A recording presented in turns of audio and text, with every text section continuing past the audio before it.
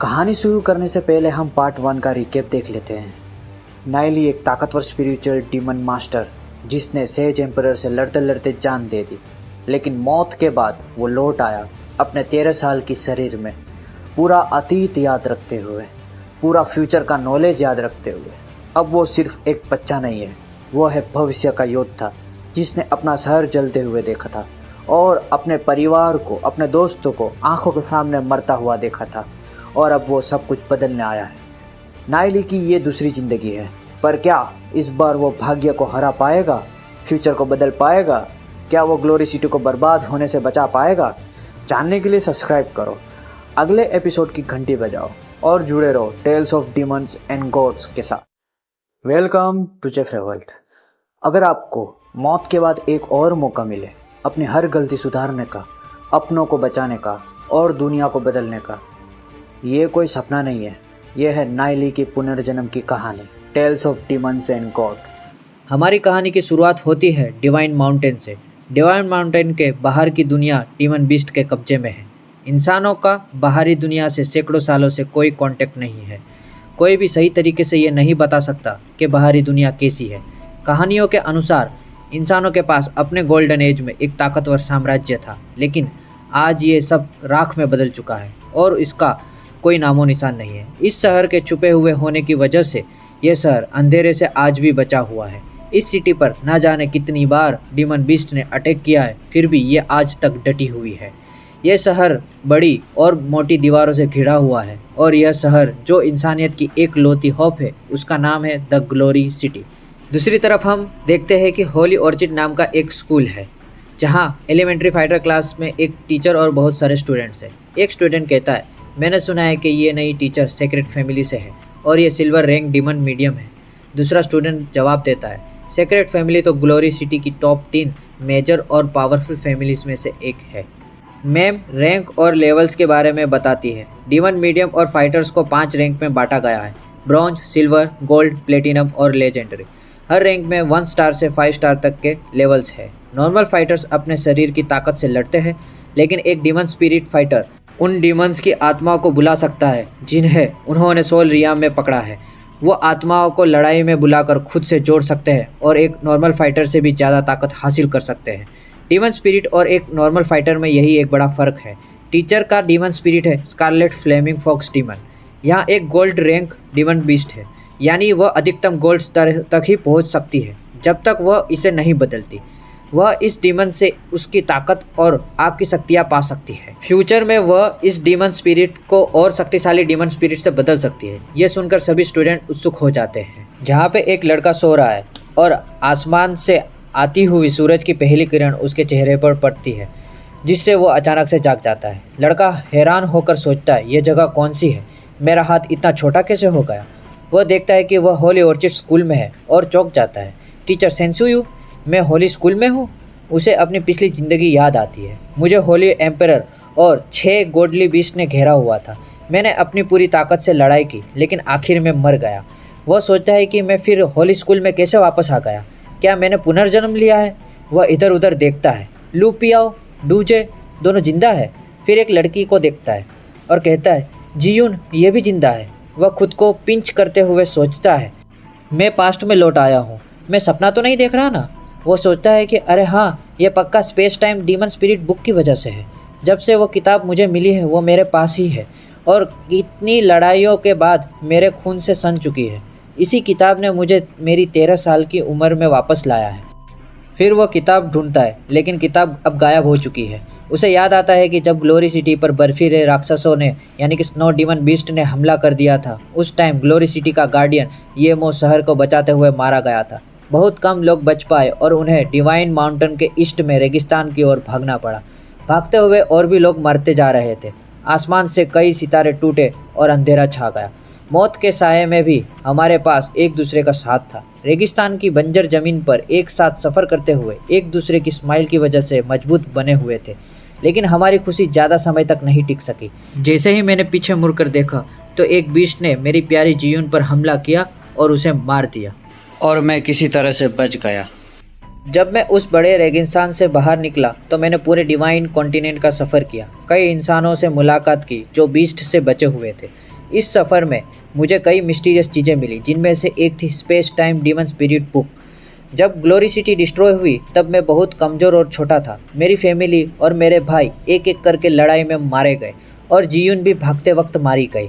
जब मैं उस लड़ाई में मारा गया तब मैं सोच रहा था कि अगर गॉड ने मुझे एक और मौका दे तो मैं उन्हीं दिनों को देखना चाहूँगा जब मैं उससे पहली बार मिला था। अब कहानी फिर से प्रेजेंट में आती है। नाइली सोच रहा है कि अब उसे ज़िंदगी ने दूसरा मौका दिया है, वह अब ग्लोरी सिटी को फिर से बर्बाद होने नहीं देगा। लेकिन अगर ग्लोरी सिटी डिस्ट्रॉय ना हुई होती तो जियून, जो मेयर की बेटी है, कभी भी मुझ जैसे एक साधारण लड़के से प्यार नहीं करती। नाइली मुस्कुराते हुए सोचता है कि अब जब मेरा दोबारा जन्म हुआ है, भले मेरी ताकत कम है लेकिन मेरे पास पिछले ज़िंदगी का सारा नॉलेज है जो मुझे space time demon spirit book से मिला, जिससे मैं आसानी से अपनी ताकत बढ़ा सकता हूँ। तभी लू पियाओ नाइली से पूछता है, नाइली, तू मुस्कुरा क्यों रहा है बे? मैं बस खुश हूँ तुझे देखकर मेरे भाई, बहुत अच्छा लगा तुझे देखकर। किसका भाई? छोड़ मुझे गे कहीं के। तू चाहे कुछ जो भी कह ले, तू मेरा भाई है और भाई ही रहेगा। हट पागल। मैं जानता हूँ कि तू भी ग्लोरी सिटी के एक बहुत बड़े परिवार से है, लेकिन उस लड़की का ख्याल अपने दिल से निकाल दे। उसकी पहचान बहुत मिस्टीरियस है और वो ऊंचे लेवल की है, तेरे औकात के बाहर है भाई।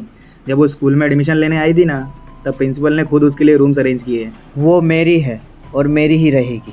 मैं तुम्हें प्रोटेक्ट करूँगा जियून, हम साथ में बड़े होंगे, तुम बड़ी होकर बहुत खूबसूरत दिखोगी।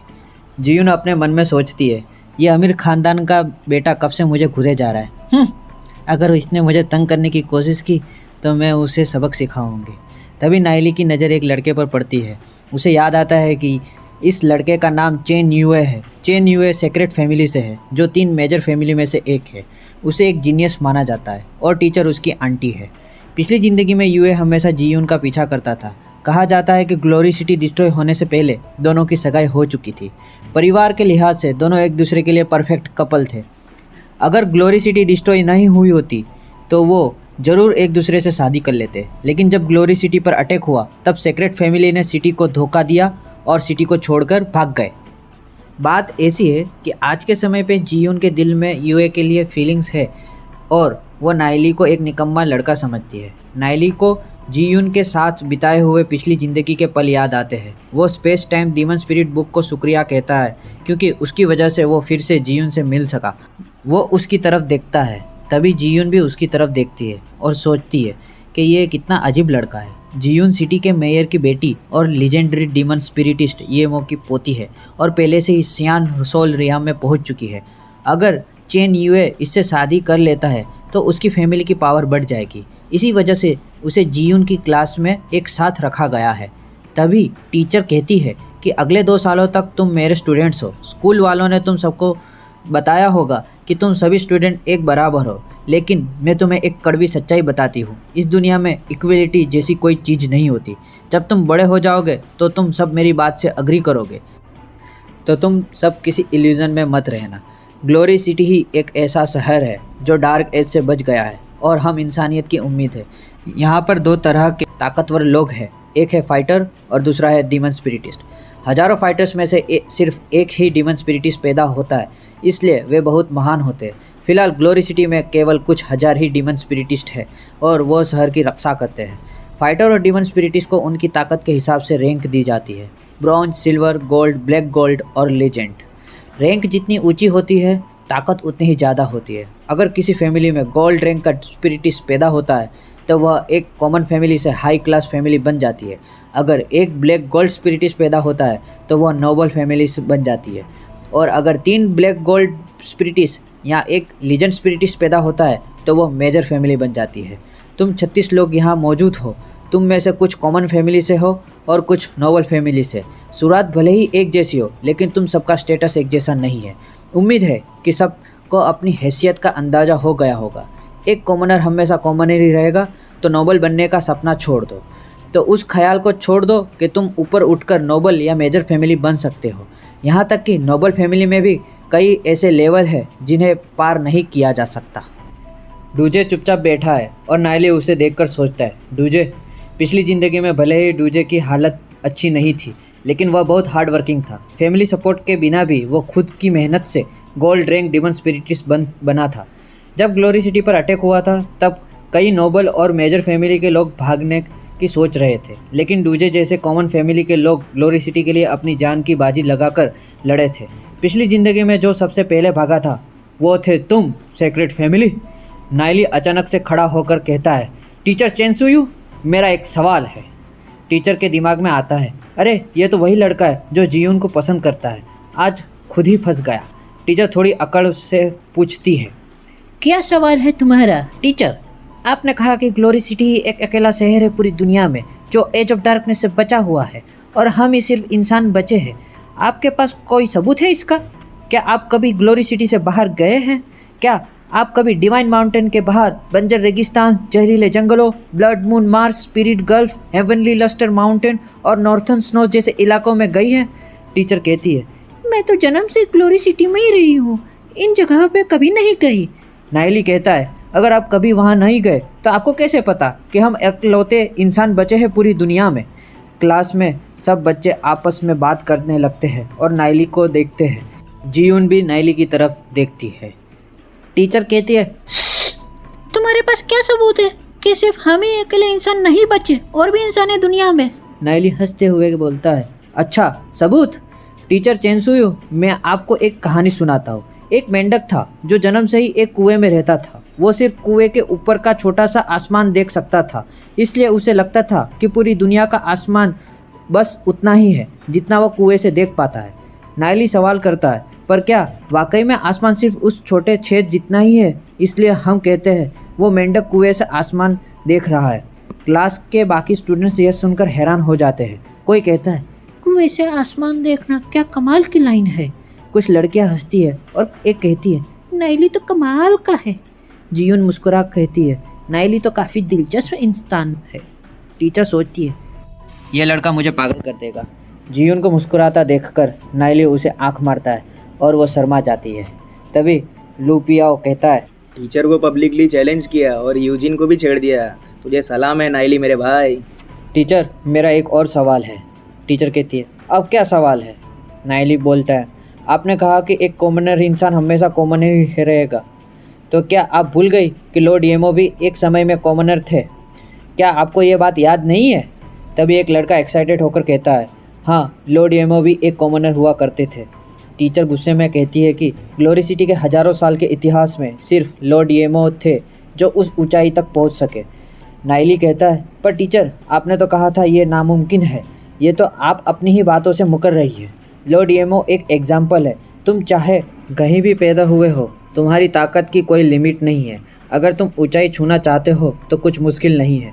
टीचर कहती है, बड़ी तेज़ जुबान चलती है तुम्हारी। क्या तुम्हें लगता है कि इस तरह की बातें करके तुम सच्चाई को बदल सकते हो? तुमने सिर्फ लॉर्ड येमो की महानता को देखी है, पर उन हजारों लोगों को नहीं देखा जो फाइटर तक नहीं बन पाए। नाइली, यही नाम है ना तुम्हारा? तुम एक हाई क्लास फैमिली से हो, क्योंकि तुम्हें न सही टाइम का पता है न डिसिप्लिन का।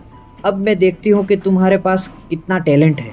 टीचर नाइली का रिपोर्ट कार्ड देखती है जिसमें लिखा था, नाइली, रेड सोल रियम, soul force 5, body force 21। Teacher हंसते हुए कहती है, तुम्हारा टैलेंट देखकर लगता है तुम पूरी ज़िंदगी में सिर्फ ब्रॉन्ज रैंक के फाइटर ही बन पाओगे। डिमन स्पिरिटिस्ट बनने का सपना तो भूल ही जाओ। ये सब सुन के क्लास के बच्चे नाइली को ताना मारते हैं कि तुम्हारा लेवल तो कॉमन लोगों से भी गया गुजरा है, इसलिए तुम इतने बदतमीज हो। एक दूसरा लड़का कहता है, तुम बस अपनी नाकामियों को छुपाना चाहते हो। फिर यूए मन में सोचता है, ऐसे घटिया लोग ग्लोरी सिटी के छोटे इलाकों से आते हैं। अगर जियून इस क्लास में ना होती तो मैं भी इस घटिया लोगों के साथ इस क्लास में ना बैठता। टीचर कहती है, इतने कमज़ोर टैलेंट के साथ तुम पर तुम्हारे अपने परिवार के लोग भी ध्यान नहीं देंगे, फिर भी तुम इतने घमंडी हो और बड़े बदतमीज हो। नाइली ये सब चुपचाप सुन रहा होता है। वो कहता है, टीचर, क्या आपको लगता है कि किसी के सोल रियाम उसका फ्यूचर डिसाइड कर सकता है? आपके जैसे घटिया सोच वाले इंसान के लिए तो ये आम बात है। आप हमेशा टैलेंटेड लोगों की साइड लेंगे और आम लोगों का मजाक उड़ाएंगे, और फिर आप बड़े बड़े नियमों की बातें करती हो। आप बस अपनी घिनौनी सोच को छिपाने की कोशिश कर रहे हो। टीचर गुस्से में जवाब देती है, चुप हो जाओ। तुम खुद को क्या समझते हो जो अपने टीचर की बेइज्जती कर रहे हो? नाइली कहता है, मुझे शर्म आती है, मेरे आप जैसे टीचर है। ये सब देखते हुए डूजे मन में सोचता है, मैं गारंटी देता हूँ कि इस क्लास में बहुत से कॉमनर्स स्टूडेंट्स तुम्हारी सोच से ज़्यादा सक्सेसफुल होंगे। नाइली कहता है कि इन्हें कुछ सिखाने की बजाय आप अपनी बातों से उनका सेल्फ कॉन्फिडेंस डाउन करने की कोशिश कर रही हो। आप टीचर कहलाने के लायक नहीं। भले ही अभी मेरा टैलेंट कमज़ोर है, लेकिन एक दिन मैं भी लॉर्ड येमो की तरह लीजेंड रैंक का डीमन स्पिरिटिस्ट बनूंगा और ग्लोरी सिटी की सबसे सुंदर लड़की से शादी भी करूंगा। क्लास के सभी स्टूडेंट चुपचाप नाइली की बात सुन रहे हैं। जीयून एकदम हैरानी के साथ उसे देखती है। टीचर हंसते हुए कहती है, हा हा हा, ये अब तक का सबसे मज़ेदार जोक है जो मैंने सुना है। एक रेड सोल रियाम वाला लड़का कह रहा है कि वो लॉर्ड येमो जैसा लेजेंड रैंक डीमन स्पिरिटिस्ट बनेगा। जब लॉर्ड येमो जवान थे तब भी उनमें अद्भुत टैलेंट था, और तुम एक रेड सोल रियाम वाले। तुम्हें क्या लगता है कि सक्सेस सिर्फ किस्मत से मिलती है? ये बेहुदा बात है। क्यों ना तुम बेवकूफ़ी भरी बातें करने की बजाय सीरियस होकर पढ़ाई शुरू करो। नाइली जवाब देता है, मुझे पता है तुम्हारे दिल नफ़रत से भरा हुआ है, लेकिन एक दिन मैं तुम्हारा मुंह सच्चाई से बंद कर दूंगा। किसी की काबिलियत उसकी सक्सेस को तय नहीं कर सकती। ताकतवरों को हराने के लिए कमज़ोरों का इस्तेमाल करना ये स्वर्ग को जीतने जैसा है। हम एक्सपर्ट लोग तो पहले से ही नामुमकिन को चुनौती देते आ रहे हैं और हमारे किस्मत के खिलाफ जा रहे हैं। अगर तुम में फाइटिंग स्पिरिट ना हो और इम्पॉसिबल को पॉसिबल करने की ताकत ना रखते हो तो तुम्हारा अद्भुत टैलेंट भी बेकार है। टीचर, क्यों ना आप मेरे साथ एक शर्त लगाएं। कैसी शर्त?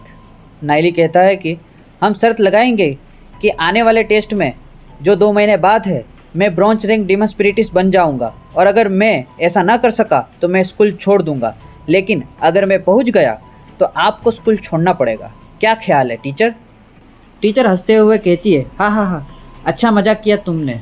तुम सोचते हो कि तुम अपनी सोल फोर्स 5 से 100 कर लोगे, और वो भी सिर्फ 2 महीने में? नाइली कहता है, मैंने बस आपसे एक सवाल पूछा है हिम्मत आप में? टीचर कहती है, अगर बात ऐसी है तो मुझे तेरी शर्त मंजूर है। मुझे नहीं लगता कि तुम जैसे घमंडी लड़के कुछ भी कर सकते हो। तुम हो कौन और इतनी बड़ी बात कहने की हिम्मत कैसे की? अपने टीचर से बदतमीजी? अगले 2 महीने तक तुम क्लास के पीछे खड़े होकर पढ़ाई करोगे। नाइली शांत होकर कॉन्फिडेंस से बोलता है, तो टीचर, आपने जब शर्त मंजूर कर ही ली है तो बाद में पछताना मत। टीचर मुस्कुराते हुए कहती है, पछताऊंगी? और वो भी मैं? क्या मजाक करते हो? बाद में रोते हुए मत आना मेरे पास। क्लास के कुछ स्टूडेंट्स नाइली को ताना मार रहे हैं। ये देखो, फ्यूचर लीजेंड रैंक डीमन स्पिरिटिस्ट खड़े होकर सजा काट रहा है। अभी थोड़ी देर पहले तो ये खुद को हीरो समझ रहा था, अब देखो। नाइली दीवार के पास खड़े होकर सोचता है कि ये टीचर स्कूल से निकाले जाने से डरती है। तभी डूजे मन में सोचता है कि नाइली एक नोबल फैमिली से है, फिर भी उसने हमारे जैसे कॉमनर स्टूडेंट्स के लिए आवाज़ उठाई। अगर उसे सज़ा मिली है तो मैं कैसे बैठ सकता हूँ? यही सोचते हुए वो उठा और नाइली के पास जाकर खड़ा हो गया। ये देखकर लू पियाओ भी उसके पास जाकर खड़ा हो गया। ये देखकर टीचर कहती है कि अगर तुम्हें भी खड़ा रहना पसंद है तो तुम भी उसके साथ जाकर खड़े हो जाओ। नाइली लू पियाओ को पूछता है, तू यहाँ क्यों आया? लू पियाओ कहता है कि बैठे बैठे बोर हो गया था यार, और वैसे भी मैं खड़ा होकर ज़्यादा कूल लगता हूँ, है कि नहीं? हाँ, ये सब तेरे को सूट करता है। कुछ स्टूडेंट्स आपस में बात करते हैं, ये लड़का हमारे लिए आवाज़ उठाया और उसे सज़ा मिली और उसने शर्त भी लगाई है। हाँ, नाइली एक भरोसेमंद इंसान है, हमें उसे आखिर तक सपोर्ट करना चाहिए। इतना कहकर कुछ और स्टूडेंट भी नाइली के साथ जाकर खड़े हो जाते हैं। नाइली सोचता है, इतने सारे दोस्त मेरे साथ हैं, ये इतना बुरा भी नहीं है।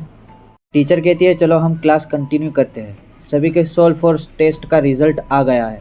सभी स्टूडेंट्स में से जीयून के पास सियान सोल रियाम और सोल फोर्स 86 है। चेन यूए और सियाओ निंगर के पास ग्रीन सोल रियाम और सोल फोर्स 78 है। टीचर नाइली को ताने मारते हुए कहती है, ये स्टूडेंट्स बहुत जल्द ही 1 स्टार ब्रॉन्ज रैंक हासिल कर लेंगे। उन सभी को कॉन्ग्रेचुलेसन। ये सुनकर स्टूडेंट्स आपस में बातें करने लगते हैं कि सियान सोल रियाम और सोल फोर्स 86, हमारी क्लास में इतने ताकतवर लोग भी हैं। ये लोग तो अपनी लाइफ टाइम में लेजेंड रैंक तक भी पहुंच सकते हैं। नाइली टीचर की बातों पर ध्यान नहीं देता, उसका पूरा ध्यान सियाओ निंगर पर है। उसे देखकर नाइली को याद आता है कि ये तो 7 नोबल फैमिलीज में से एक सियाओ फैमिली की पहली लड़की है। इसका सोल फोर्स जीयून से बस थोड़ा ही कम है।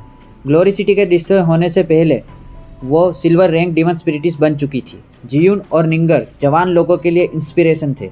बात ऐसी है कि 3 मेजर फैमिली से अच्छा रिश्ता बनाने के लिए सियाओ फैमिली के लोग निंगर को सेक्रेट फैमिली में यूए के बड़े भाई से शादी करने के लिए मजबूर कर रहे थे। लेकिन उसे ये सब मंजूर नहीं था। वो घर छोड़कर डिवाइन माउंटेन के ब्लैक डेविल फॉरेस्ट में चली गई और फिर कभी वापस नहीं आई। अगर मुझे इस जन्म में मौका मिला तो मैं उसकी मदद ज़रूर करूँगा। टीचर कहती है आने वाले वक्त में जल्द ही हमारे क्लास में से कोई ब्रॉन्ज रैंक में पहुँचेगा, तो उसके लिए मुझे और स्कूल को उस पर गर्व है। पीछे खड़ा हुआ डूजे अपने दोस्तों को समझाता है कि एक बार किसी फाइटर की ताकत या किसी डीमन स्पिरिटिस का सोल फोर्स 100 तक पहुंच गया तो उनको 1 स्टार ब्रॉन्ज रैंक वाला माना जाता है, लेकिन उस रैंक के एंट्री लेवल तक पहुंचना बहुत मुश्किल है। कोई लोग तो पूरी लाइफ में उसकी एंट्री तक नहीं पहुंच पाते। 1 स्टार ब्रॉन्ज रैंक फाइटर बनने के लिए 100 किलो के पत्थर उठाने पड़ते हैं। हाथ जितने मोटे पेड़ों को एक पंच से तोड़ना पड़ता है। डीमन स्पिरिटिस के लिए तो ये और भी मुश्किल है। सोल फोर्स को 7 कलर्स में बांटा गया है, रेड, ऑरेंज, येलो, ग्रीन, सियान, अजूरे एंड इंडिगो। एक आम इंसान के पास रेड सोल फोर्स होती है, उनके लिए डीमन स्पिरिटिस बनना नामुमकिन है।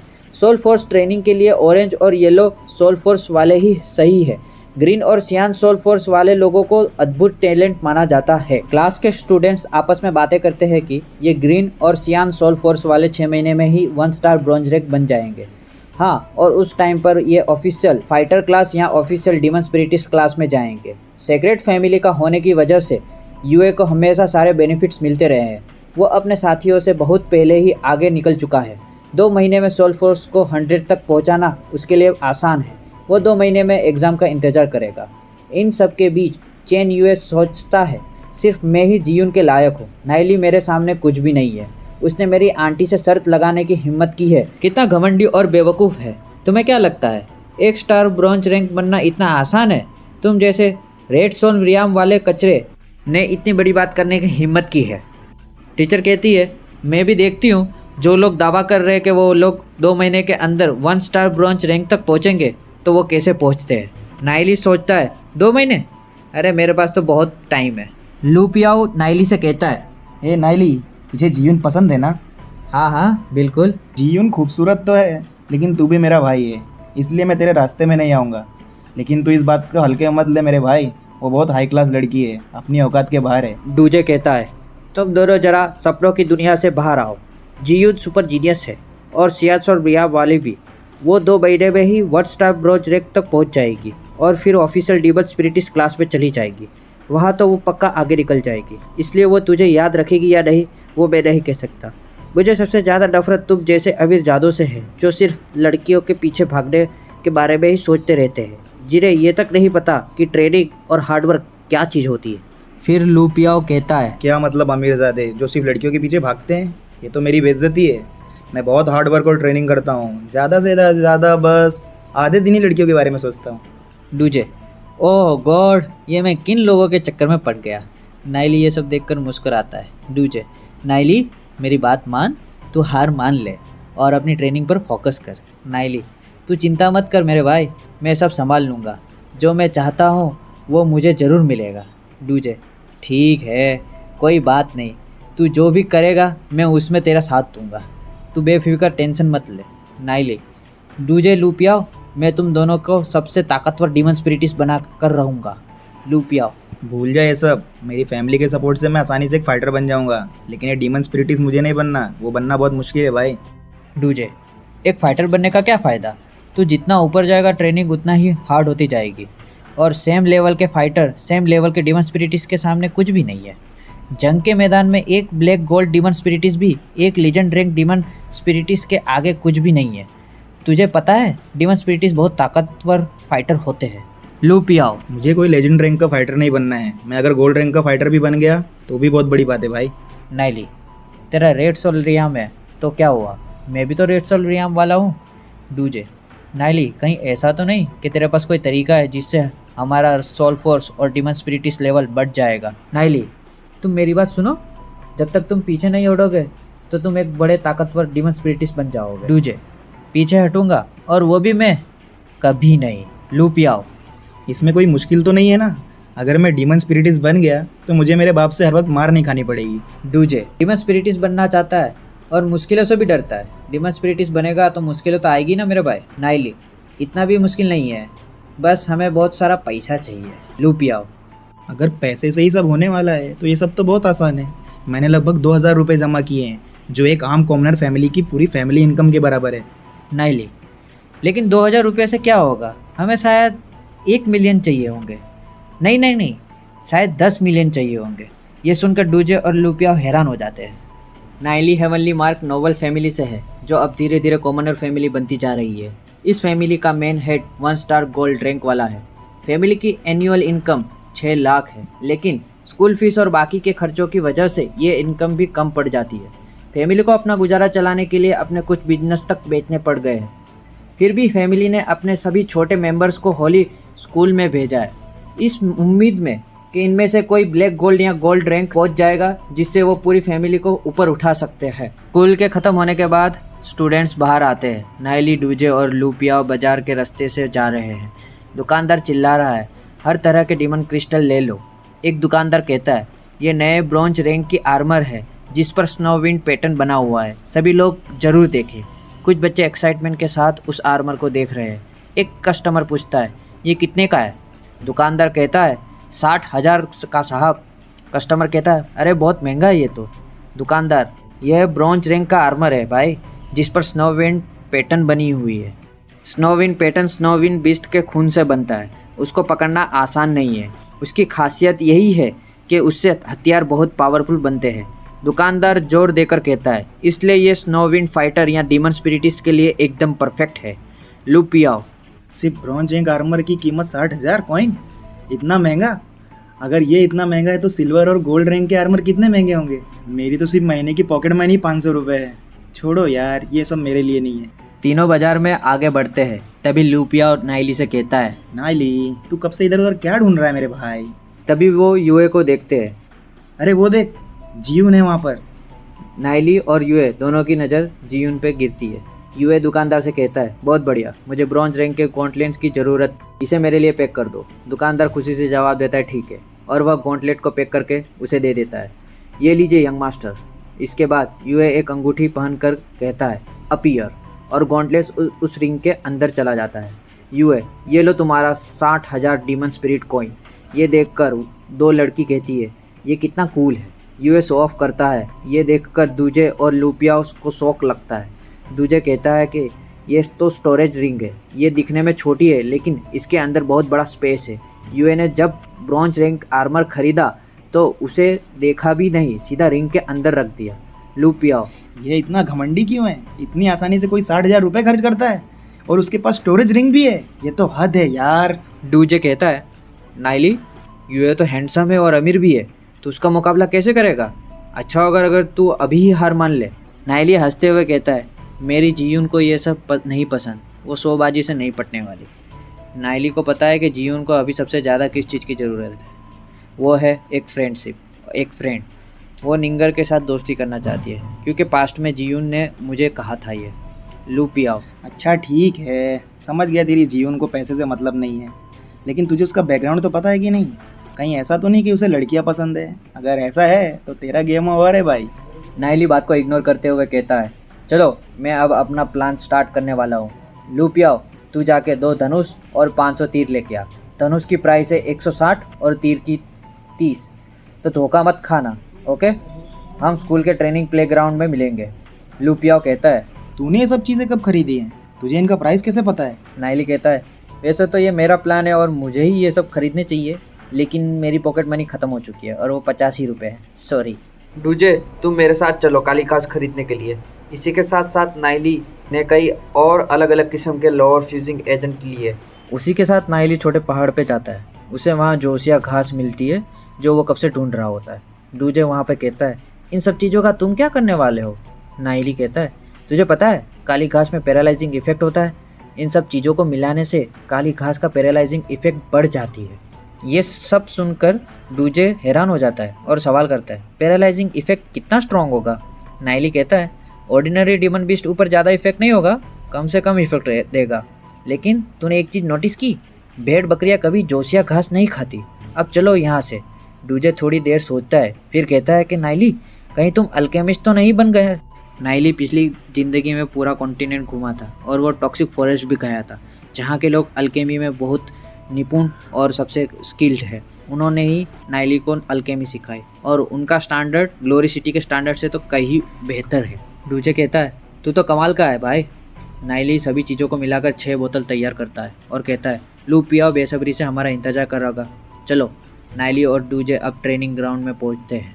गेट को देखकर डूजे कहता है इतना बड़ा दरवाज़ा, इस ट्रेनिंग ग्राउंड को तो लीजेंडरी रैंक वाले लॉर्ड येमो और ब्लैक गोल्ड रैंक वाले प्रिंसिपल ने मिलकर बनाया है। नाइली कहता है मैं इस ट्रेनिंग ग्राउंड में 3-4 बार आ चुका हूँ, तभी उनके पीछे से कोई आता है। डूजे कहता है तू हमसे भी लेट आया है? लू पियाओ। ये देखो आ गया डीमन स्पिरिटिस लू पियाओ। नाइली कहता है मैंने तुझे पहले ही कहा था सिर्फ धनुष और तीर ही लाना, ये सब क्या लेके आ गया? लू पियाओ। क्या यार, मैं पहली बार एक बैटल आर्मर खरीद पाया हूँ। नाइली कहता है ये जगह सिर्फ सिल्वर रैंक और उसके नीचे के लोगों के लिए है। हर साल ग्लोरी सिटी के कुछ एक्सपर्ट्स कमजोर डीमन बीस्ट को पकड़कर इन्हें ट्रेनिंग ग्राउंड में छोड़ देते हैं। स्टूडेंट्स इन डीमन बीस्ट का शिकार कर सकते हैं और उनकी स्किन, डीमन क्रिस्टल और बाकी की चीज़ें ले सकते हैं। फिर इन चीज़ों का यूज़ अपनी मर्जी से कर सकते हैं। नाइली कहता है पहले हम गार्ड को अपना स्टूडेंट आईडी दिखाएंगे, तभी हम अंदर जा सकेंगे। हमारी ताकत के हिसाब से हम सिर्फ सिंग वाले भेड़ डीमन बीस्ट का ही शिकार कर सकेंगे। भले ही वो शाकाहारी है, फिर भी होशियार रहना जरूरी है। तभी ट्रेनिंग ग्राउंड के अंदर एक बहुत बड़ा सिंग वाला भेड़ दिखाई देता है और जिसे देखकर लू पियाओ हमारा चौंक जाता है। कहानी अब शुरू हुई है, असली जंग अभी बाकी है। तो चलिए शुरू करते हैं सेकंड पार्ट TODG यानी कि tales of demon and god का। चैप्टर की स्टार्टिंग एक नरेशन से होती है। डीमन भेड़ एक शाकाहारी प्राणी है, लेकिन वो बहुत एग्रेसिव नेचर के हैं। वो अपने इलाके को लेकर बहुत सेंसिटिव होते हैं। जो भी इनके इलाके में आया समझो वो गया, और इनके इलाके में आ चुका है लू पियाओ। लू पियाओ की तो लग गई। डीमन भेड़ लू पियाओ पे हमला कर देता है और पियाओ अपने आप को बचाने के लिए दौड़ लगाता है और मन में ही नाइली के लिए गाली देता है कि नाइली ने उसे चारा बनाया। वहीं झाड़ियों के पीछे पोजीशन लिए हुए नाइली और डूजे कहते हैं कि इस गधे को सिर्फ खड़ा रहने के लिए बोला था, ये तो हमारी ओर ही आ रहा है। उनके प्लान के मुताबिक दोनों झाड़ियों के पीछे छुपेंगे और पियाओ चारा बनकर खड़ा रहेगा। जब भेड़ डीमन उस पर हमला करेगी तब ट्रैप में फंस जाएगी और हम उसे शूट कर देंगे। लेकिन अब पियाओ को बचाने के लिए डूजे शूट करता है, लेकिन वो चूक जाता है। ये देख कर के मुझ पर हमला हो रहा है, भेड़ डीमन और भी गुस्सा हो जाती है। ये देखकर पियाओ की फट जाती है और तेजी से वो भागने लगता है, दौड़ने लगता है। डूजे नाइली को पूछता है कि अब हम क्या करें। नाइली इन द एक्शन, वो शूट करने के लिए फोकस करता है और ये दे मारा। भेड़ डीमन ढेर हो गया। ये देखकर पियाओ को चैन की सांस आती है। डूजे पीछे से कहता है कि मुझे नहीं लगा था कि हमारी ड्रग इतनी इफेक्टिव होगी। पियाओ चिल्लाते हुए कहता है कि कौन सा ड्रग। तब नाइली उसे सारी बात बताता है और कहता है कि ये पैरालाइजिंग ड्रग है। पियाओ गुस्से से बौखलाता है। तुझे पता भी है कि चारा बनना कितना खतरनाक काम है? वो तो नसीब से तूने उसे शूट कर दिया, वरना मेरे पिछवाड़े का विजयवाड़ा बन जाता। अगर तू नहीं भागता तो डीमन भेड़ हमारे ट्रैप में फंस जाती, ऐसा नाइली रिप्लाई देता है। दोनों की बहस को टालने के लिए डूजे नाइली की प्रशंसा में कहता है कि तेरी तीरंदाजी की स्किल बहुत लाजवाब है, तूने कहाँ से सीखी? लेकिन आपको पता है मेरे दोस्तों कि नाइली एक रिबॉर्न हुआ है, तो उसके पास और भी कई खूबियाँ हैं। अब नाइली डीमन भेड़ के बॉडी पार्ट्स निकालने लगता है और दोनों को भी कहता है कि तुम भी ये काम करने लगो और मेरा हाथ बटाओ। क्योंकि डीमन भेड़ के डिफरेंट पार्ट्स मार्केट में अच्छे दाम में बिकते हैं, दोनों ही इस काम में लग जाते हैं। डूजे सभी को अलग अलग ऑर्गन्स का मार्केट प्राइस बताता है। नाइली सभी को आज पूरी रात शिकार करने का प्रस्ताव रखता है, जो लू पियाओ को डरा देता है। लेकिन नाइली अपना लॉजिक सबके सामने रखता है कि हम सभी डीमन ब्रॉन्ज रैंक में है, तो हमारे लिए पूरी रात काम करना मुश्किल नहीं। पियाओ का तो मुंह देखने जैसा है दोस्तों। यहीं पे तीनों पूरी रात शिकार करते हैं और ऑर्गन कलेक्ट करके मार्केट में सेल करने के लिए ले जाते हैं। इनका पूरी रात का यही रूट है, शिकार, ऑर्गन कलेक्ट, मार्केट में भेजो। देखते ही देखते सुबह हो जाती है। तीनों ने पूरी रात 120 डीमन भेड़ को मारा, जिससे टोटल 1200 रुपये मिले, यानी सबके पास 400-400। ये जानकर पियाओ बहुत खुश होता है। यही काम ये लोग 7 दिन लगातार करते हैं, रात को शिकार और सुबह को स्कूल, लेकिन सोने के लिए। दो स्टूडेंट्स आपस में बात करते हैं कि रिसेंटली टिमन भेड़ की संख्या घटती जा रही है, कहीं टाइगर तो नहीं आ गया। दूसरा स्टूडेंट रिप्लाई देता है, स्कूल वालों ने इस चीज के लिए कई इंस्ट्रक्टर को इन्वेस्टिगेशन के लिए डिस्पैच किया है, लेकिन कोई भी रिजल्ट नहीं मिला। अब सीन शिफ्ट होता है 8th डे यानी 8वां दिन मिडनाइट को। नाइली अपने 8 दिनों की कमाई को बताते हुए कहता है कि हमने 16,000 कमाया है। लू पियाओ कहता है कि मैं बहुत थक चुका हूँ नाइली, हम 7 दिनों से लगातार काम कर रहे हैं, मैं जाकर थोड़ी सी झपकी ले लेता हूँ। डूजे भी इस बार सहमत है। नाइली दोनों को थोड़ी देर के लिए सोने की परमिशन दे देता है और उसका दूसरा भी थोड़ा प्लान है। लू पियाओ पेड़ के ऊपर जाके आराम से पोजीशन लेके फौरन सो जाता है। नाइली ट्रेनिंग ग्राउंड के अंदर जा रहा है। उसे लगता है कि अगर वो अंदर जाएगा तो शायद उसे कोई इंटरेस्टिंग चीज मिल जाएगी। तभी उसे किसी की मूवमेंट दिखती है। ये तो इंसानों की मूवमेंट है। इतनी रात को कौन ट्रेनिंग ग्राउंड में है? चलो जाके देखूं तो जरा। अरे एक खाली एरिया, वहाँ नाइली एक लड़की को देखता है जिसका सोल रेयम सियान लाइट का है। ये लाइट, ये जल्दी ब्रॉन्ज रैंक में पहुंचने वाली है। अरे ये तो सियाओ निंगर है। नाइली को अपनी पिछली जिंदगी का एक सीन याद आता है जहाँ लू पियाओ उसे कहता है कि अरे तूने सुना, सियाओ निंगर जो हमारे साथ ब्रॉन्ज क्लास में थी उसने स्कूल में वापस एडमिशन लिया है। सियाओ निंगर, वही लड़की जो हमारे साथ ब्रॉन्ज क्लास में थी 3 साल पहले। पता चला था कि वो बहुत बीमार थी और 2 साल बीमार रहने के बाद उसका कल्टीवेशन लेवल गिर गया। मुझे नहीं पता था कि वो वापस आ जाएगी, लेकिन वो हमारे क्लास की 2 जीनियस में से एक थी। लू पियाओ बोलता है कि उसका सपना देखना छोड़ दे मेरे भाई, उसकी ऑलरेडी एंगेजमेंट सेक्रेट फैमिली के सेन फेई से हो चुकी है। क्या? सेन फेई? वो प्ले बॉय? बहुत बुरा हुआ यार। उसकी बात छोड़ और स्ट्रॉन्ग बनने में ध्यान दे। डूजे ऑलरेडी सिल्वर रैंक में है। अरे नाइली, मुझे क्या कहता है, तू खुद मेरे साथ ब्रॉन्ज रैंक में है। सीन प्रेजेंट में शिफ्ट होता है। इतनी रात को ट्रेनिंग करना, ये लड़की तो बहुत हार्ड वर्किंग है। इसका मतलब ये भी है कि अब उसकी बीमारी शुरू होने वाली है। जब मुझे उसकी बीमारी और फ्यूचर इवेंट्स के बारे में पता ही है तो मैं उसे अकेला नहीं छोड़ सकता, मुझे उसकी मदद करनी होगी। और नाइली झाड़ियों से बाहर आता है निंगर के पास। कोई अनजान आदमी इतनी रात को अपने पास आते हुए देखकर निंगर घबरा जाती है और चाकू निकालकर बोलती है कि कौन है वहाँ पे। जब वो ध्यान से देखती है तब उसे नाइली मिलता है।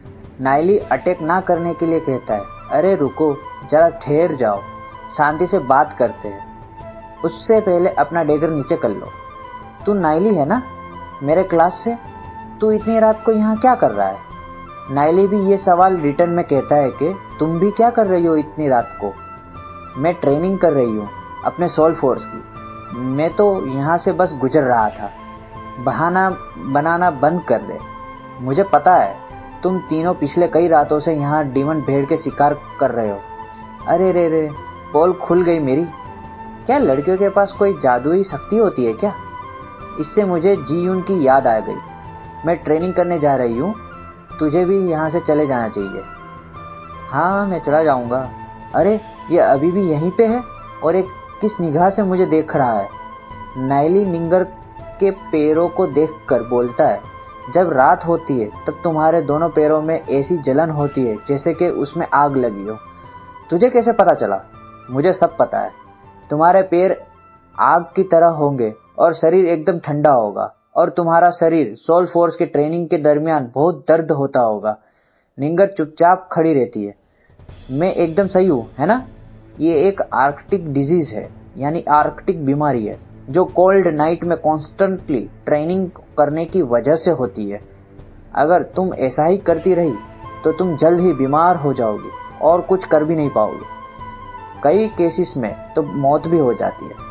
तुम्हारा जैसे जैसे कल्टीवेशन बढ़ेगा वैसे वैसे बीमारी भी बढ़ेगी। निंगर अपनी मुट्ठी को कसते हुए गुस्से में डेस्परेट होके बोलती है कि मैं फाइनली ब्रॉन्ज रैंक में पहुंचने वाली हूँ और तुम मुझे कह रहे हो कि अगर मैं ब्रॉन्ज रैंक में पहुंच गई तो मुझे उस प्लेबॉय से शादी नहीं करनी पड़ेगी। मेरी जिंदगी मेरे हाथ में होगी और तुम कह रहे हो कि मैं मर जाऊंगी।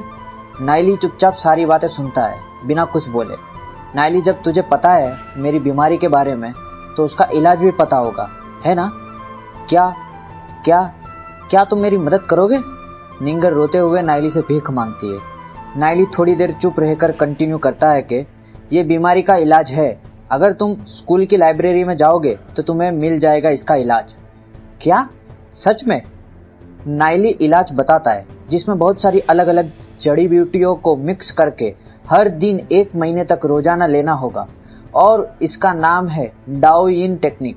और सबसे अहम बात है कि इस ट्रीटमेंट के दरमियान तुम्हें सोल फोर्स की ट्रेनिंग रात में कभी नहीं करनी है। ये सुनकर निंगर सोचने लगती है। नायली अब अपना हाथ निंगर की तरफ बढ़ाकर कहता है कि मुझे तुम्हारे कल्टीवेशन टेक्निक को देखने के लिए दे।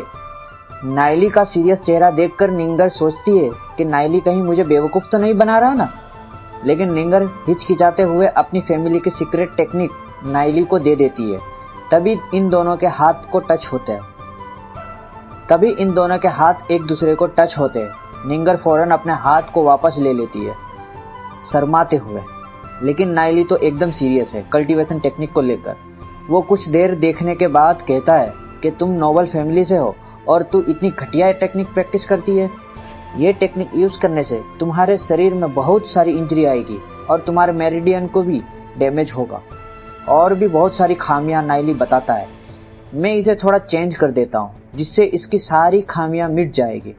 निंगर शौक में है कि ये मेरी खानदानी सीक्रेट टेक्निक है और तुम कह रहे हो कि तुम इसे आसानी से चेंज कर सकते हो, जो लीजेंड रैंक वाले के लिए भी मुश्किल है।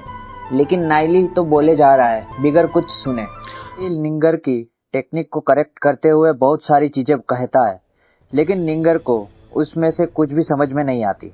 लेकिन निंगर नायली के नॉलेज को लेकर एडमायर करती है कि नायली के पास बहुत नॉलेज है, चाहे कल्टीवेशन रिलेटेड हो या रून या इंस्क्रिप्शन रिलेटेड। यहाँ उसे नायली और टीचर की बहस याद आती है। ये दोनों सेम एज के हैं, लेकिन नायली और निंगर के बीच बहुत बड़ा फासला है। टीचर और क्लास उसे बेवकूफ़ समझते हैं, लेकिन अभी नायली का नॉलेज देखते हुए वो पक्का लीजेंड रैंक तक पहुंच जाएगा।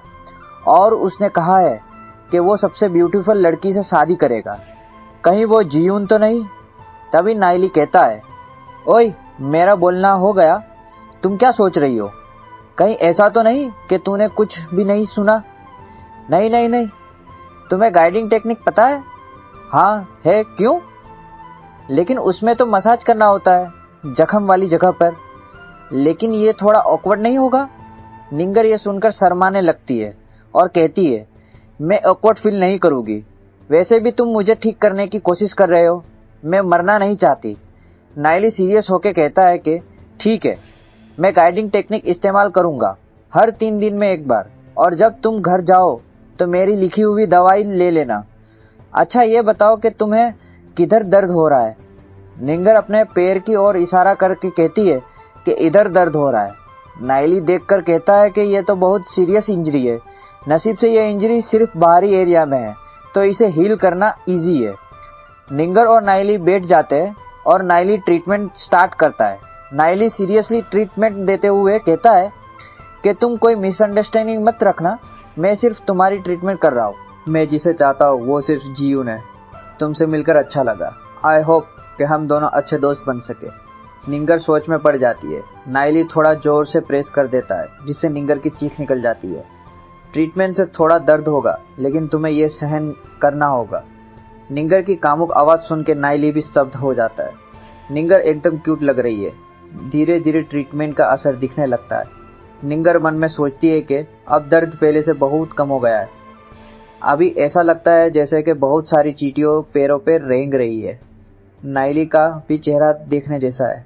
यह दर्द 6 से 7 महीने से है, लेकिन इस ट्रीटमेंट का रिजल्ट बहुत अच्छा है और बहुत जल्द ही उससे आराम मिला। ट्रीटमेंट रिसीव करने के बाद निंगर नायली को थैंक यू कहती है। अगले कुछ समय के लिए तुम्हें थोड़ा थोड़ा दर्द रहेगा, तो तुम अच्छी तरह से अपनी केयर रखना। निंगर शुक्रिया कहते हुए थोड़ी ब्लश करती है। उसका मुंह लाल हो जाता है। नायली कहता है कि अब क्या हुआ? मुझे एक और जगह पे इंजरी है, क्या तुम मुझे वहाँ भी ट्रीटमेंट दे सकते हो? किधर है, जल्दी बताओ। अरे वो बात ऐसी है। निंगर का चेहरा और भी लाल हो जाता है। नायली, क्या तुम जीयून को पसंद करते हो? हाँ बिल्कुल। क्या वो तुझे पसंद करती है? नायली थोड़ा सोचने के बाद सिर हिलाते हुए ना कहता है, लेकिन वो जरूर मुझे पसंद करेगी, ऐसा वो बोलता है। अच्छा तो ये वन साइडेड लव है, निंगर वापस मन में सोचती है। नायली के पास बहुत टैलेंट है, मेरी बीमारी बढ़ती जा रही है और मुझे ट्रीटमेंट लेना ही होगा। और वैसे भी नायली को जीयून पसंद है तो कोई दिक्कत नहीं होनी चाहिए। निंगर थोड़ी देर हिचकिचाने के बाद अपने कपड़े निकालने लगती है। तभी नायली का चेहरा शर्म से लाल हो जाता है। निंगर अपने कपड़े उतारती है। नायली कहता है कि एक्चुअली मैं बहुत सीधा लड़का हूँ। निंगर गुस्से में होती है और नायली के सर पे जोरदार मुक्का मारकर उसका सिर लाल कर देती है। अब नायली की अकल ठिकाने आ गई। वो कहता है कि ट्रीटमेंट में सब जायज़ है, मुझे ये सब चीज़ें नहीं सोचनी चाहिए। फिर नायली सीरियस होकर देखता है तो पता चलता है कि निंगर के पसलियों में बहुत ही गहरा घाव है। नायली फौरन उसे ट्रीटमेंट करने में लग जाता है। ट्रीटमेंट की प्रोसेस थोड़ी और देर तक चलेगी गाइस। ट्रीटमेंट देते हुए बहुत रात हो जाती है। नायली खुश होकर कहता है कि ट्रीटमेंट अब ख़त्म हुआ। निंगर अपने कपड़े पहनकर वापस से नायली को थैंक्स कहती है। अच्छी तरह से आराम करना, अपना ख्याल रखना, मैंने जो दवाई लिख के दी है वो टाइम पे लेना और जो कल्टीवेशन टेक्निक मैंने चेंज करके दी है वो ही यूज़ करना और रात को कभी भी मत प्रैक्टिस करना। अब मुझे जाना चाहिए बोलकर नायली खड़ा हो जाता है। नायली, तूने आज मेरी मदद की है, अगर कभी तुझे मेरी मदद की ज़रूरत हो तो ज़रूर कहना मुझे, मैं पक्का तुम्हारी मदद करूँगी। अगर मुझे हेल्प चाहिए होगी तो पक्का तुम्हारे पास आऊँगा। ये कहकर नायली वहाँ से दौड़ते हुए चला जाता है। नायली, तुम बहुत अच्छे इंसान हो। निंगर भी वहाँ से चली जाती है। और लुपियाओ, ये गधा अभी भी सो रहा है। अब सीन शिफ्ट होता है अगले दिन सुबह को। सुबह सुबह स्कूल स्टूडेंट से भरा हुआ है। बच्चे खेल रहे और कुछ लोग क्लास में है। लुपियाओ कहता है, आज वापस टीचर सेंसियू की क्लास है तो वापस पीछे खड़ा होना होगा। हर क्लास में सिर्फ नोबल फैमिली के गुणगान गाती है, मैंने तो कुछ ढंग का नहीं सीखा उसकी। दूजे बोलता है कि 2 महीने में टेस्ट है तो देखना नायली ब्रॉन्ज रैंक में पहुंच जाएगा और शरत के मुताबिक टीचर सेंसियू को स्कूल छोड़ना होगा। हमने इतने दिन में इतने सारे पैसे कमा लिए नायली की वजह से। नायली जो बोलेगा हम वैसा ही करेंगे। वहीं सेनफेई इनकी बातें सुनकर मन में सोचता है, ये लोग बहुत बड़ी बड़ी फेंक रहे हैं, टैलेंटलेस गंदी नाली के कीड़े बड़े ख्वाब देख रहे हैं। क्लास में सब अपनी अपनी बातों में व्यस्त है। नायली सोच रहा है कि मैं जीयून के करीब कैसे जाऊं। पियाओ आगे वाले से मस्ती कर रहा है। डूजे शिकार की बात करता है। तभी निंगर खड़ी होकर पीछे की ओर आती है। उसे देखकर सभी बच्चे कहते हैं कि ये किसकी ओर जा रही है, कहीं नायली और उसके ग्रुप की ओर तो नहीं जा रही। ये देखकर नायली का ग्रुप खुद चौंक जाता है। जीयून सोचती है कहीं नायली ने निंगर को हैरान तो नहीं किया। अगर ऐसा है तो अब उसकी बैंड बजने वाली। एक स्टूडेंट कहता है कि तुम लोगों को क्या लगता है नायली की कुटाई कैसे होने वाली है। दूसरा स्टूडेंट कहता है कि निंगर उसे डायरेक्ट खिड़की से बाहर फेंक देगी। निंगर नायली की बेंच के आगे आकर खड़ी हो जाती है। डूजे खड़ा होकर अपनी जगह छोड़ देता है। पियाओ को तो डर के मारे बहुत पसीना आ रहा है, लेकिन नायली का ध्यान तो कहीं और ही है। पियाओ और डूजे अंदर ही अंदर बातें करते हैं। पियाओ बोलता है कि नायली ने अब कौन सा कांड कर दिया। ये साला नायली जिधर देखो वहाँ मुसीबत खड़ी कर देता है, कहीं हमारी लगने तो नहीं वाली। डूजे कहता है कि अभी पहले देखते हैं कि क्या होता। नायली की नज़र निंगर पर गिरती है। वो कहता है, अरे निंगर कैसी हो। निंगर एक टिफ़िन का डब्बा नायली के सामने रख देती है और कहती है, ये मैंने ब्रेकफास्ट बनाया तुम्हारे लिए, बाय बाय बाय बाय। निंगर शायद नायली के प्यार में गिर गई है मेरे दोस्तों। पियाओ सोचता है कि ये कौन सा ब्रेकफास्ट अटैक है। क्या ब्रेकफास्ट? पूरा क्लास सदमे में है, सबसे ज़्यादा पियाओ और उसके ग्रुप वाले। ये कब हुआ, कैसे हुआ? एक लड़का कह रहा है, कहीं मैं सो तो नहीं रहा हूँ ना, कहीं मैं सपना तो नहीं देख रहा, मुझे दर्द नहीं हो रहा, मैं सो रहा हूँ, मैं सपना देख रहा हूँ। दूसरा लड़का कह रहा है कि बेवकूफ़, तू मुझे मार रहा है तो तुझे कैसे दर्द होगा, ये आखिर हो क्या रहा है। सेनफेई सोच रहा है, निंगर ने तो मेरे बड़े भाई से एंगेजमेंट की हुई है तो नायली के करीब जाने की क्यों कोशिश कर रही है वो। जीयून भी सेम चीज सोच रही है मन में। निंगर कहती है कि क्या मैं तुम्हारे साथ बैठ सकती हूँ। डूजे ने अपनी सीट छोड़ के पीछे वाली सीट पर बैठ गया, असल में लड़के के ऊपर। सभी सदमे में है दोस्तों। नायली हाँ कह देता है। निंगर बगल में बैठ के टिफिन खोलती है। लूपिया और डूजे, मैंने तुम दोनों के लिए भी थोड़ा थोड़ा पैक किया है, ले लो तुम भी आके। पियाओ रोते हुए कहता है, निंगर जैसी परी को मेरा नाम याद है, मेरे तो भाग ही खुल गए। पियाओ फौरन हाथों से खाने लगता है। डूजे चिल्लाकर चॉपस्टिक यूज करने को कहता है। ये लोग कुछ देर बातें करने के बाद निंगर अपने सीट पे वापस चली जाती है। तूने कौन सा जादू टोना किया है मेरा भाई? अरे मैंने कुछ नहीं किया, वैसे भी वो सिर्फ एक दोस्त है। मैं नहीं मानता झूठे। डूजे अपनी कोनी मारकर कहता है, कौन सा आम दोस्त किसी के लिए टिफिन पैक करेगा? शायद उसे मेरी कोई जरूर हो, ऐसा नाइली बोलता है। नाइली बात को टालने के लिए कहता है, चलो क्लास शुरू होने वाली है और हमें पीछे जाकर खड़ा होना है। हमारी पनिशमेंट याद है ना? टीचर सेंसियू की एंट्री होती है और वो अच्छे मूड में लगती है। वो नाइली के ग्रुप को कहती है कि आज तुम्हें पनिशमेंट नहीं मिलेगी, तुम बैठ सकते हो अपनी बेंच पे। और नाइली, डूजे, लूपिया सभी बैठ जाते हैं। यहीं पे हमारा आज का चैप्टर खत्म होता है। दोस्तों, मैं और भी लंबी वीडियो बनाना चाहता हूँ, लेकिन मेरे वीडियोस पे ज़्यादा व्यूज़ ना आने के कारण मैं 10 से या 15 मिनट की वीडियो ही बना सकता हूँ। अगर आप चाहते हो कि मैं और भी लंबी वीडियो बनाऊँ तो प्लीज़ मेरे चैनल को सब्सक्राइब कीजिए और मैं रेगुलर वीडियो अपलोड करता रहूँगा, तो आप मेरे चैनल पे बने रहें और मेरे सारे वीडियोस को देखें, और हो सके तो शेयर भी कीजिए, अपने दोस्तों को भी इनवाइट कीजिए। Thank you. चैप्टर की शुरुआत में हमें 3 वीआईपी बिगिनर क्लास में इंस्पेक्शन के लिए दिखाए जाते हैं। नाइली कहता है, क्या हमें फंसाने की कोई चाल है? डूजे कहता है, नहीं रे, तू गलत समझ रहा है। टीचर इंस्क्रिप्शन के बारे में क्लास को सिखाती है। इंस्क्रिप्शन 2 टाइप के हैं, device inscription, battle inscription. Device inscription armour या हथियारों में लगाया जाता है, जिससे उसकी पावर बहुत बढ़ जाती है और टीमन स्पिरिटिस को बहुत हेल्पफुल होता है एक युद्ध में। जितना हाई लेवल इंस्क्रिप्शन उतनी ज़्यादा पावर। बैटल इंस्क्रिप्शन एक स्क्रोल में यूज़ होता है, उसे सोल पावर से एक्टिवेट करते हैं, जिससे बहुत ज़्यादा पावर मिलेगी। इंस्क्रिप्शन की शुरुआत फेंग शुई एम्पायर से हुई थी और हज़ारों सालों में उसका डेवलपमेंट बहुत अच्छा हुआ था। लेकिन अंधकार युग में दानवों के हमले की वजह से बहुत सारे इंस्क्रिप्शन लुप्त हो चुके हैं और हमारी सिटी में बहुत कम इंस्क्रिप्शन बचे हैं। आज हम बात करेंगे डिवाइस इंस्क्रिप्शन के बारे में। एक वीआईपी कहता है, गॉडसेट फैमिली के सदस्य बहुत नॉलेजेबल है, इससे बच्चों को बहुत कुछ सीखने को मिलेगा। दूसरा वीआईपी कहता है कि यहाँ होनहार स्टूडेंट्स भी है, जैसे कि जीयून, सेन यूए, निंगर। तुम्हारा क्या कहना है? लेकिन एक वीआईपी इग्नोर करता है। दूसरा वीआईपी मन में सोचता है कि ये कौन वीआईपी है जो वाइस प्रिंसिपल की बात को इग्नोर कर रहा है। टीचर इंस्क्रिप्शन सिखाना स्टार्ट करती है, तभी नाइली को बहुत तेज नींद आती है। टीचर इंस्क्रिप्शन के बारे में बहुत कुछ बक कर रही है और बोर्ड पे ड्रॉ कर रही है। ये red blaze scorching explosion inscription है जो मेरे फैमिली के पूर्वजों ने बनाया था। इसके अंदर छोड़ो दोस्तों, तुम बोर हो जाओगे नाइली की तरह। नाइली बोर होते हुए सो जाता है। वाइस प्रिंसिपल नाइली को देख के मन में गुस्सा होता है और सोचता है कि ये कौन लड़का मेरी मौजूदगी में क्लास में सो गया। वहाँ पे दूसरा वीआईपी कहता है, हर क्लास में अच्छे और बुरे दोनों स्टूडेंट्स होते हैं।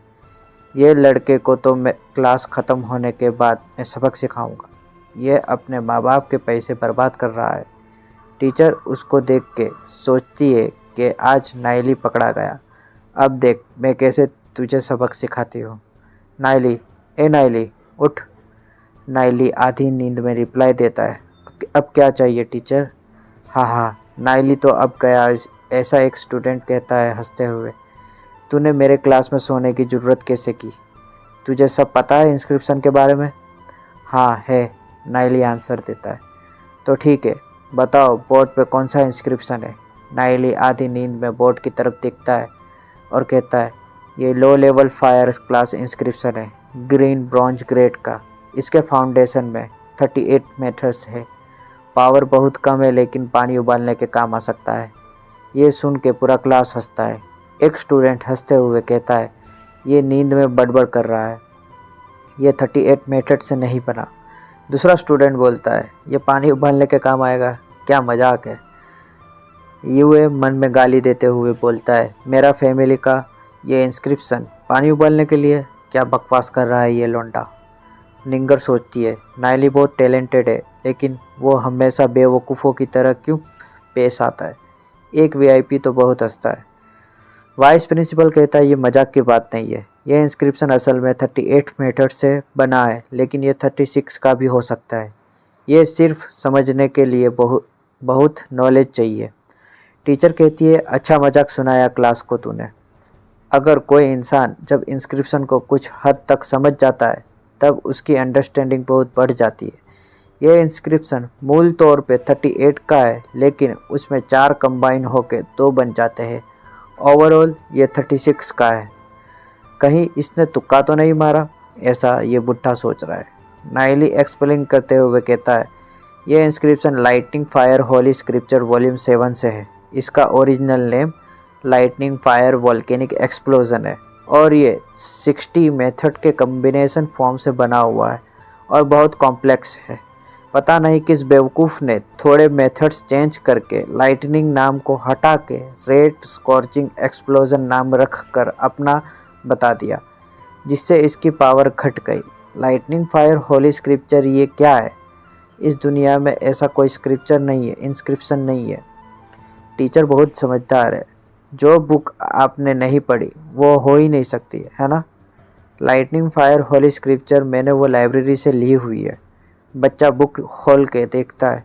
बुक फेंगशुई एम्पायर के लैंग्वेज में लिखी हुई है जो वो समझ नहीं सकता। ये सेन किसी को लाइब्रेरी में भेज के मेरे लिए बुक ले आओ। जी हाँ, स्टूडेंट वॉल्यूम 7 ढूंढ रहा है। यहाँ तो बहुत सारे डायग्राम हैं। टीचर कहती है, मुझे लगता है कि तूने कोई भी एरी गेरी बुक उठा के देख ली होगी। अगर तेरा दावा झूठा निकला तो मैं सेंट कमेटी में तेरी रिपोर्ट करूँगी कि तूने हमारे पूर्वजों की बेइज्जती की है। नाइली कहता है, टीचर आप कहीं जल्दबाजी नहीं कर रहे हो ना, थोड़े ठहर जाइए।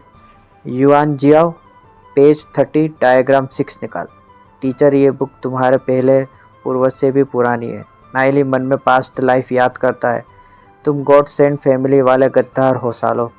दूसरों की मेहनत और इंस्क्रिप्शन अपना दिखा के बढ़ाई मारते हो। मेरी पिछली ज़िंदगी में ग्लोरी सिटी डिस्ट्रॉय होने से पहले सभी फैमिली ने जी जान लगा के लड़ाई की थी। सिर्फ तुम्हारी फैमिली में अपने आप को बचाने के लिए घर में छुप गए और उसकी वजह से वेस्ट सिटी गेट तबाह हो गई, जिसकी तुमने सुरक्षा करने की जिम्मेदारी ली थी, और उसकी वजह से दानवों ने कत्ले आम मचा दिया था। मैं तुम्हारी ये सच्चाई सबके सामने दिखाऊंगा। स्टूडेंट पेज ढूंढ रहा है। मिल गया। ये तो एकदम सेम है जैसा नाइली ने कहा था। सेन यूए मन में कहता है, नाइली जानबूझकर मेरी फैमिली को निशाना बना रहा है। नाइली भी सोचता है, ये भड़वे लोग सेम ही है। टीचर कहती है, मेरे फर्स्ट पूर्वज ने कहीं से रेफरेंस लिया है तो उसमें क्या हो गया। नाइली हंसते हुए जवाब देता है, शायद आपको डिवाइन स्पिरिट्स रेगुलेशन के कानून के बारे में नहीं पता। उसके मुताबिक जो भी बिना बताए किसी और किसी चीज़ से रेफरेंस लेता है तो उसे बताना ज़रूरी पड़ता है। अगर किसी ने कहीं से रेफरेंस लिया हो तो वो भी बताना होता है। टीचर तब होकर तुम भी ना। नाइली कहता है, तुम्हारे पूर्वजों ने बिना बताए ये यूज़ करना नियमों के खिलाफ है। नाइली हाथ जोड़ के कहता है, पूर्वजों पे आरोप लगाना बड़ा पाप है रे बाबा।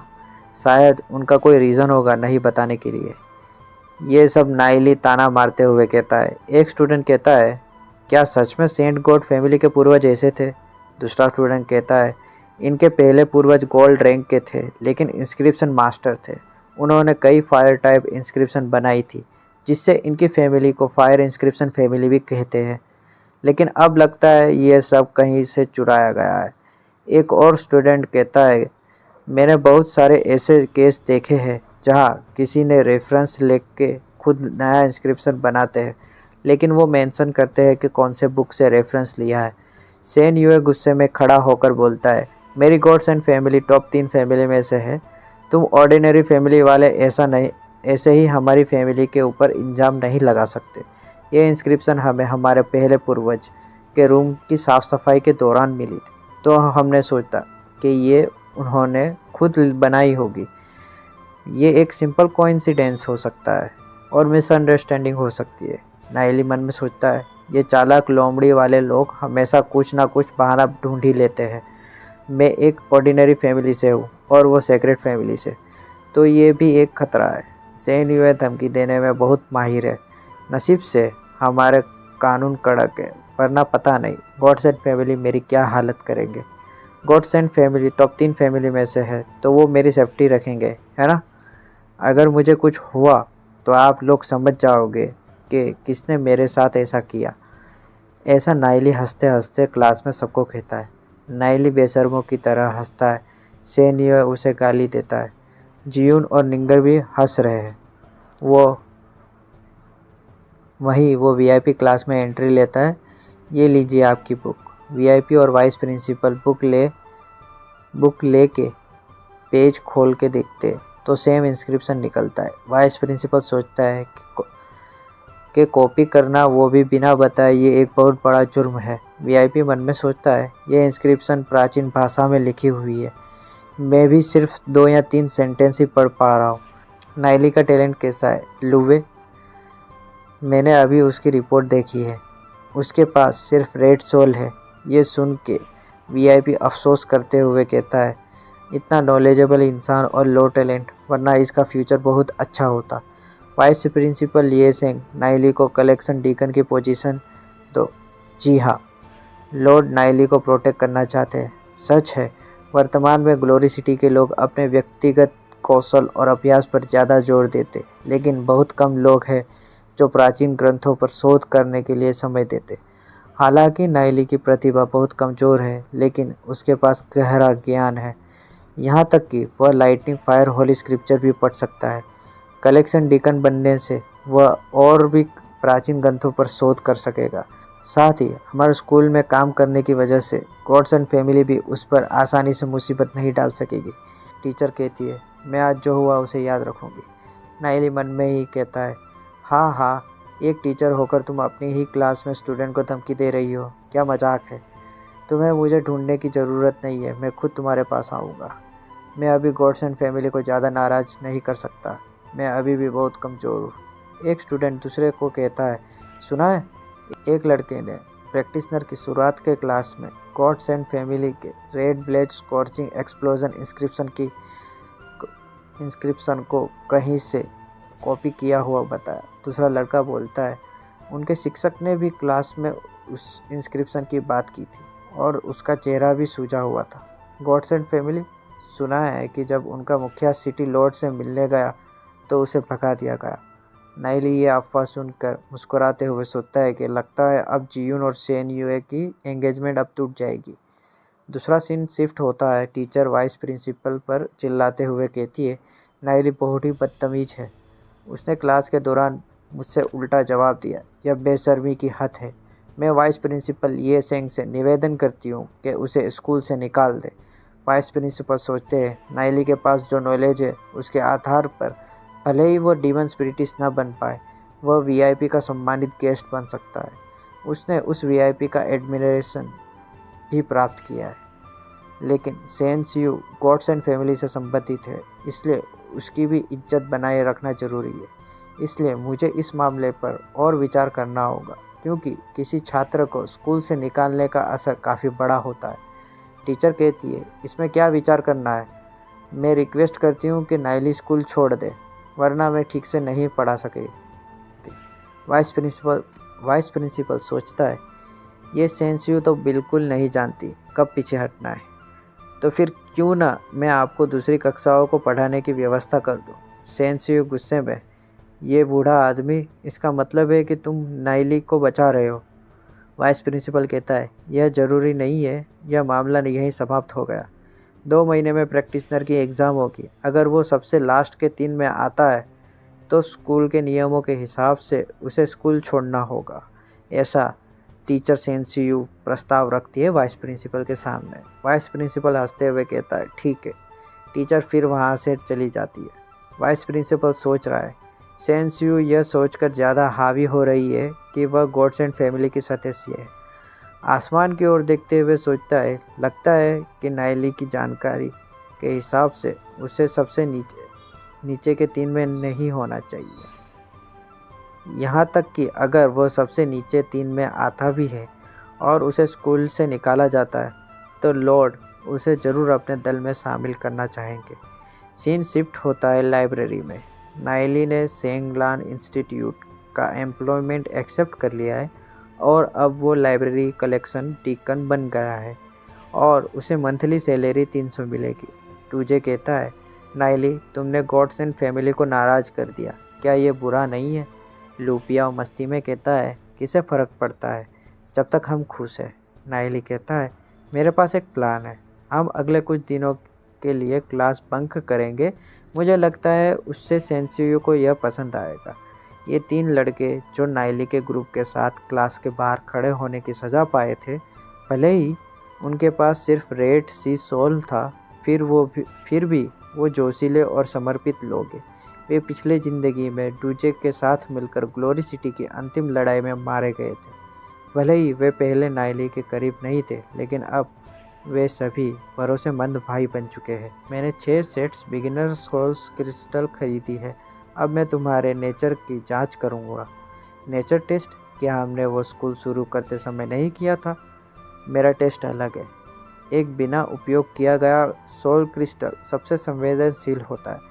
अगर इसे किसी के सोल सी जांचने के लिए इस्तेमाल किया जाए तो यह बहुत सटीक परिणाम देगा। अगर 2 या उससे ज़्यादा लोग बार बार एक ही बिगिनर सोल क्रिस्टल का इस्तेमाल करें तो उसमें बाधा आ सकती है और फिर वह केवल व्यक्ति के सोल सी ग्रेड और सोल पावर स्ट्रेंथ को ही माप सकता है। सोल सी के ग्रेड और सोल पावर की मजबूती की जांच के अलावा और क्या जांचा जा सकता है? ऐसा एक पूछता है। सोल सी का रूप और उसके गुण, ये नाइली जवाब देता है। इसका क्या मतलब है? हर कोई एक सोल क्रिस्टल ले लो। तुम्हें इस शुरुआती सोल क्रिस्टल को अपने शरीर के पास रखना चाहिए।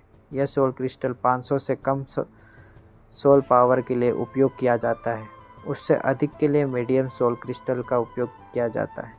अरे ये सोल क्रिस्टल 1000 से ज़्यादा डीमन स्पिरिट करेंसी के है। हम इतना महंगा सामान कैसे ले सकते हैं? हाँ, हम इसे स्वीकार नहीं कर सकते। ड्रूजे कहता है, तुम इसे रख सकते हो क्योंकि नाइली ने दिया है।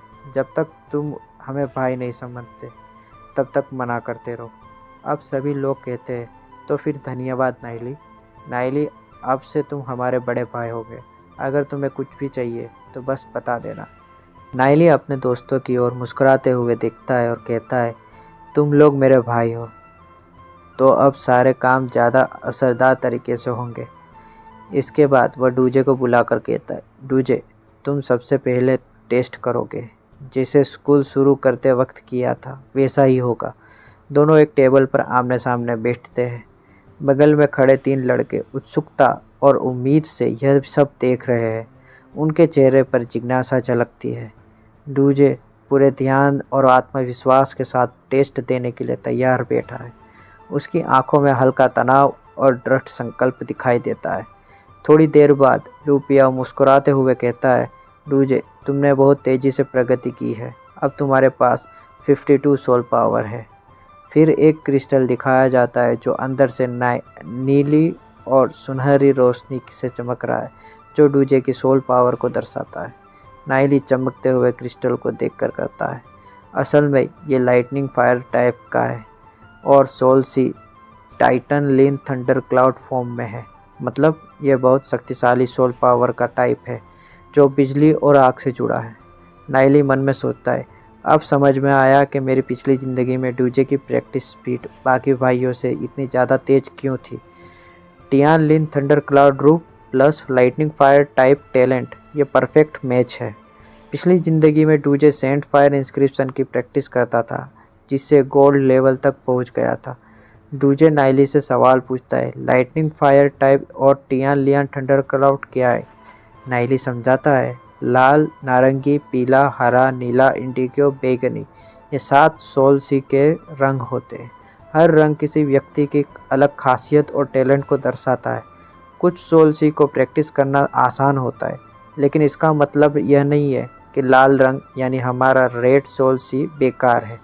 अगर हम सही तकनीक ढूंढ ले तो हम रेड सोल सी से भी ज़बरदस्त ताकत दिखा सकते हैं। नाइली कहता है, जो लोग सोल सी की लेवल को 3, 6, 9 में क्लासीफाई करते हैं वो बेवकूफ़ है। बाकी लड़के चकित है। सभी हैरानी से सोचते हैं, जिन महान योद्धाओं ने ग्लोरी सिटी बनाई, क्या वो सब बेवकूफ़ थे? नायली कहता है, डूजे का पीला सोल सी लाइटनिंग से संबंधित है। उसकी सोल का रूप है टियानलिन थंडर क्लाउड, जो लाइटनिंग तत्व के तकनीकों और इंस्क्रिप्शन के अभ्यास के लिए सबसे उपयुक्त है। यहाँ टियानलिन डीमन बीस्ट की तस्वीर है, जो डूजे के लिए परफेक्ट डीमन स्पिरिट है। टियानलिन डीमन बीस्ट अगर सही शर्तों पूरी करी जाए तो परिणाम बेहद चौंकाने वाला होगा, लेकिन अगर दूसरी इंस्क्रिप्शन का अभ्यास किया गया तो प्रगति धीमी होगी। डूजे कहता है, दुर्भाग्य से ग्लोरी सिटी की लाइटनिंग और फायर तकनीकें अधूरी है। भले ही वे प्राचीन ग्रंथों में दर्ज है, लेकिन वे सभी प्राचीन भाषा में है। डूजे ध्यान से देखता है और फिर उत्साहित होकर कहता है, दैट्स राइट नायली, इसे तो प्राचीन भाषा समझ में आती है। नायली, तूने जैसे क्लास में फायर इंस्क्रिप्शन के बारे में कहा, तो तुझे लाइटनिंग के बारे में भी पता होगा, है ना? नायली कहता है, हाँ मुझे पता है। और इसी के साथ हम यहाँ पे अपना चैप्टर ख़त्म करते हैं। मिलते हैं नेक्स्ट चैप्टर में।